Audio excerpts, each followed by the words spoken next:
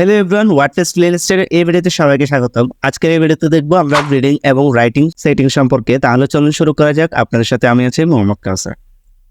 গত ভিডিওতে আমরা দেখেছিলাম জেনারেল সেটিং সম্পর্কে। যদি ভিডিওটি কেউ না দেখে থাকেন তাহলে লিঙ্ক অ্যাড করা আছে আই বাটনে অথবা ডিসক্রিপশনে লিঙ্ক দেওয়া আছে, আপনারা চাইলেও এখান থেকে দেখে নিতে পারেন।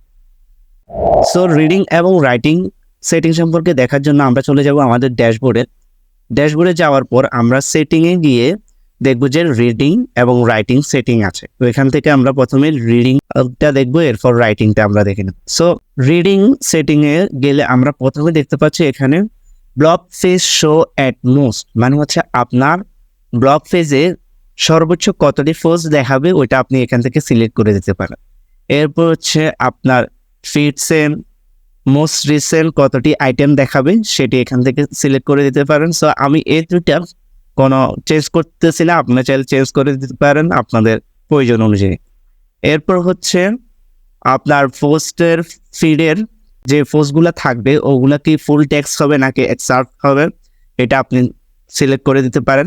যদি ফুল টেক্সট রাখেন তাহলে এটা ফুল টেক্সট আকার দেখাবে, আর যদি এখান থেকে এক্সার্ট ক্লিক করেন তাহলে জাস্ট এটি ছোট আকারে আপনার টেক্সটগুলো দেখাবে। এরপরে মাস্ট বি এটা খেয়াল রাখবেন, রিডিং সেকশনে সার্চ ইঞ্জিন ভিজিবিলিটি এটা যাতে টিকচিহ্ন না হয়। Discourage search engine from indexing this site. আপনার যখন কেউ গুগলে সার্চ করবে তখন যদি আপনি এটা টিকচিহ্ন দিয়ে রাখেন তখন কিন্তু আপনার ওয়েবসাইটটা আর দেখাবে না, ডিসকারেজ করবে সার্চ ইঞ্জিনকে যে আপনার সাইটটা ডাউন করে দিতে। সো এখানে দেখে নিলাম আমরা রিডিং সেটিং সম্পর্কে। আমরা এটা সেভ চেঞ্জেস দিতে পারি, যেহেতু আমরা কোনো চেঞ্জ করি না সেজন্য আমরা সেভ চেঞ্জেস দিচ্ছি না আপাতত, আপনারা চাইলে দিয়ে দিতে পারেন। এরপর যদি আমরা রাইটিং সেটিং সম্পর্কে দেখতে চাই তাহলে আমরা চলে যাব রাইটিং সেটিংয়ে।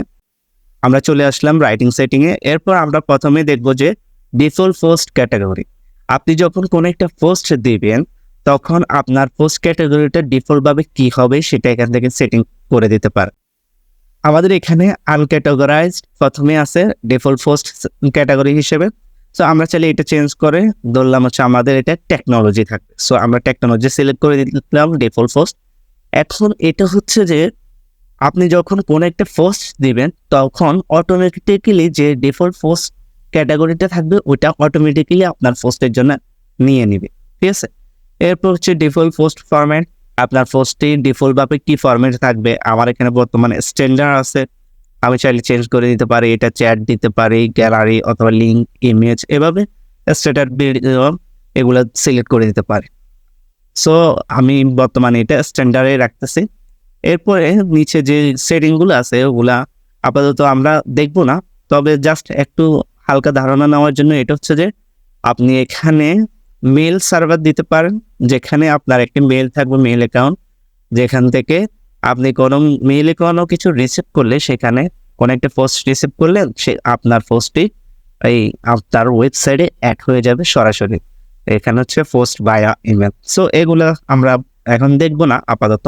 সো এতটুকুই এখানে আমরা। এরপর যদি কোনো চেঞ্জ করে থাকি তাহলে এখান থেকে সেভ চেঞ্জেসে ক্লিক করে সেভ করে নেব। সো আমাদের সেটিংটা সেভ হয়ে গেল, রাইটিং সেটিং। সো আমরা দেখে নিলাম রিডিং এবং রাইটিং সেটিং সম্পর্কে। যদি ভিডিওটি ভালো লেগে থাকে অবশ্যই লাইক কমেন্ট করতে ভুলবেন না, এবং যদি ভিডিওতে মনে হয় কারো উপকার হবে তাহলে অবশ্যই শেয়ার করে দেবেন। আর আপনার ভালো লাগা মন্দ লাগা অথবা কোনো প্রবলেম থাকলে কমেন্টে জানাতে পারেন। পরবর্তী ভিডিও দেখার আমন্ত্রণ জানিয়ে এখানে শেষ করছি। ধন্যবাদ।